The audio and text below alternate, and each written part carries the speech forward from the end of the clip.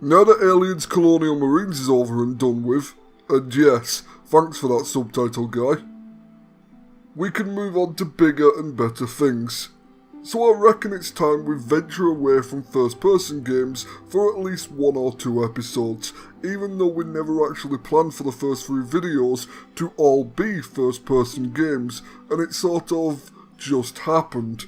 And as such, I'm going to be saying fuck you to the one rule that Subtitle Guy imposed on me many months ago. You see, Subtitle Guy decided it was a good idea to ban me from talking about a specific game franchise, mostly because he's a lazy, feckless ass and refuses to get good. Yes, I'm talking about Dark Souls, the hugely popular and influential RPG by From Software.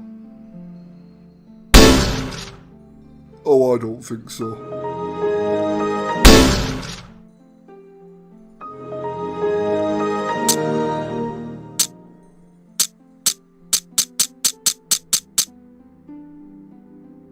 No, I knew you'd do this, so I disabled your self-termination protocols.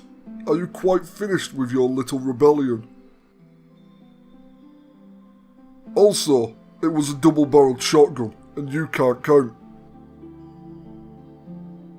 I'm not trusting you to do that. Oh, fuck it. Fine. Whatever. Let's just move on. Moving on. I've mentioned it before, but the first time I bought Dark Souls, I traded it in within 3 days. I was a scrub back then, you see. But I rebought it, knuckled down and got good. So it's time to gear up and prepare to die, because we're going on a trip to Lordran, a land brimming with hollows where the flow of time has become convoluted. We'll start with the story in Dark Souls, because a lot of people assume it hasn't got one. Well, as you might have guessed, this is complete bollocks. I can only assume that the reason they think there's no story is because they haven't found it yet. Because that's the thing with Dark Souls. You have to actually go looking for the story. It's well known that the gameplay doesn't hold your hand, but it turns out that neither does the story. And I love it. It's a fascinating way to tell a story, largely because the imparting of the narrative is treated almost like another gameplay mechanic. Basically, if you want to beat the game, you have to get good at playing it, and if you want to experience the entire story, you have to get good at actually finding the fecker. And where do you find it? No. I mean, where do you find it in-game? No. You have to go and talk to NPCs while actually reading item descriptions and piece it all together yourself. Take Lloyd's Talisman for instance, where the description says it's used by All-Father Lloyd's cleric knights to hunt down the undead. And who is the All-Father? Well, he's the leader of the Way of White, a covenant we only find out about if we go to Firelink Shrine and talk to Petrus of Furland, a bad man who I murdered. Alright, yes, granted, I know that's not saying much, cause I murdered just about everyone, and yes, that includes everyone's favourite Sunbro, Soler. I pretty much killed everyone who wasn't a blacksmith. Because you don't kill your blacksmith.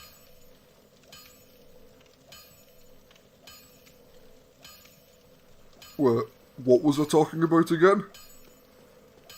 Oh, aye. The point is, you only find that stuff out if you go looking for it. The only time you're going to be spoon-fed any of the story is during the opening cinematic, the one that tells us about the war between the gods and dragons. Dragons who were eternal until that turncoat thief betrayed his own kin and helped the gods win. Because almost nothing is outright stated in the game, the story ends up being open to speculation and the player's own interpretation. So, the story we find, is it an accurate record of real events, or is it just a myth? I'll give you an example. Take the big bastard who made me rage quit the game the first time I played it. Havel the Rock. So, we find this absolute unit locked away at the bottom of a tower. We look at the description for his ring. We find out that he was besties with Gwyn, the Lord of Cinder. And then, we look at the watchtower key, whose description says it's rumoured that a hero, Havel, turned hollow and was locked away by a dear friend for his own good. So the implication is that Gwyn himself locked Havel away for noble reasons. However, through the descriptions of his armour, his weapon, and the miracles that he developed, we also learn that Havel had a deep hatred of dragons, and Gwyn, his best mate, sided with a dragon in the form of Seath. So that adds another layer onto the myth. Was he locked away because he went hollow and it was for his own good? Or was he locked away because he was preparing to attack the gods themselves for siding with a dragon? The game doesn't tell us, so it's up to the player to decide which version is true, and to decide whether it ultimately matters, since Havel's going to push your shit in with his massive weapon either way. None of the narrative is spoon-fed to the player, so basically, the message of Dark Souls is that if you want to experience the entire story, you need to get good at finding it. Piss off! Do I look like I write for Polygon? Well, since we've used the magic words that make games journalists cry more than once, it's time to look at the thing Dark Souls is world famous for. The gameplay. So let's talk about difficulty, because it's Dark Souls, and that's all any bugger ever talks about. Let us not forget our video from ages ago, where we had a whinge about that X is the Dark Souls of Y nonsense. Everyone acts like the game's going to pin you down and violate you within 3 seconds of booting it up, because Dark Souls is a cold-hearted dominatrix with a 14-inch strap-on who wants to thrash you within an inch of your life and then have you. I mean, sure, Dark Souls isn't afraid to bend you over and have its way with you, but the point is that you know that when you start playing it, it's famously hard. But that's kind of the point. Because it forces you to pay attention to what you're doing and not play like a complete moron. It forces you to. Sing it with me, get good. If you do that, then you won't have much of an issue. Well, you won't have much of an issue until the game gets bored of your shit and switches up from the 14-inch strap-on to the big 25-incher with spikes on it. For example, we've got the Bed of Chaos. Actually no, fuck it, it's the Bed of Bullshit, and it's arguably the worst boss in the game, with no discernible pattern and more randomness than the entirety of XCOM. It's not even a satisfying kill, because when you get right down to it, it's a tiny, fucking invertebrate thing hiding in a tree. Yeah, that's going to make me feel badass. Killing a fucking mealworm.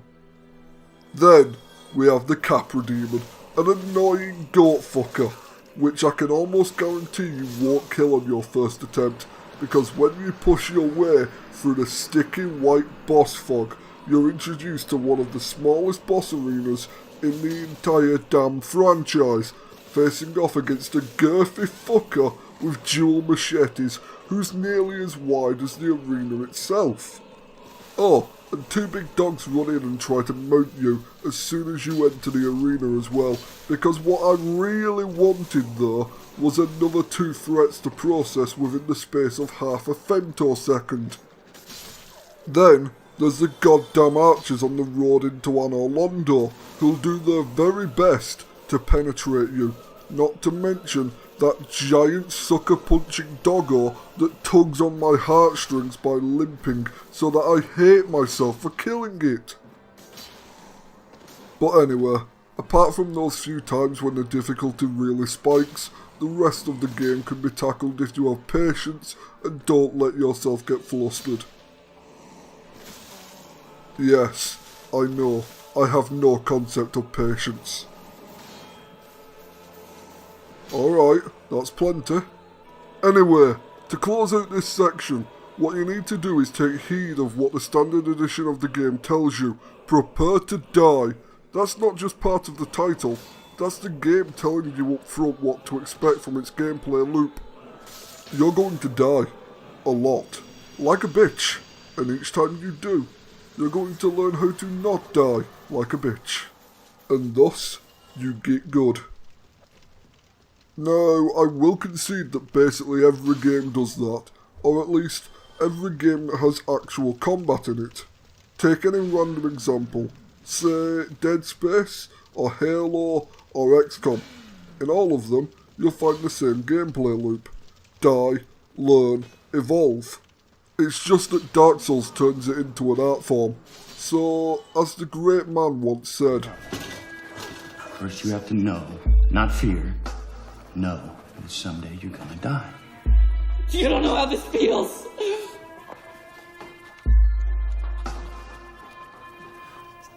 It's only after we've lost everything that we're free to do anything. It's a shame that Subtitle Guy won't give me the satisfaction of watching him play it. It's not even that hard. Anyway, one of the aspects that fans love about the Dark Souls games is the big, long list of NPCs. But it really is a big, long list, so we're only going to be talking about a few of my favourites here. I know we called this series Cracks One Out, but not everything has to be a wank gag, you know. Let's start with Soler, everyone's favourite Sumbro, who introduced us to the concept of jolly cooperation and gave us the item we need to actually engage in the concept of jolly cooperation. He loves animals and long walks on the beach, and he really likes the sun. Then we have Siegmeyer of Katarina, also known as Onion Bro. Whenever we can, we help him out on his journey, but remember that the more we help him, the more we make him lose confidence in himself, until he finally devises a plan that'll lead to his death. I was being kind. Moving on. The last NPC I want to talk about is one we first encounter as a summon, and this dude's another absolute unit. His name is... No! His name is Black Iron Tarkus, and he's better at Dark Souls than all of us. He can and will single-handedly defeat the Iron Golem, which is the boss you summon him for, but unfortunately, that's the only time we really encounter him, and unlike the other two I mentioned, we never talk to him. We never learn his story either, because the next time we see him, he's a corpse. It turns out that while he's a platinum tier fighter, he's piss poor at not falling off walkways. You think I could kill Tarkus? He'd kick my ass. That joke wasn't funny the first time, you know. So, rating time. Although there's probably not much point, cause it's blatantly obvious how I feel about Dark Souls at this point. It's my favourite game after all, and I think the reason for that is the fact that Dark Souls wears its heart so firmly on its sleeve. It's not some kind of walking simulator or interactive movie. It's a game. It knows what it is, and it revels in that fact, even making the player work for the story. It is also, as even Subtitle Guy will agree, one of the most influential games made in a long time. Back in the dim mists of prehistory, FPS games were Doom clones, and in the modern world, we've got games like The Surge that try to be as similar to Dark Souls as they can. The trouble is, they mostly miss the point, and think that all you need to do to be a Dark Souls clone is, well, be hard. So, since I know Subtitle Guy's been dying to do this joke for a long time, our rating for Dark Souls is... I'm not saying that. Put the proper rating up. So, since I know Subtitle Guy's been dying to do this joke for a long time, our rating for Dark Souls is... Dark Souls is the Dark Souls of Dark Souls.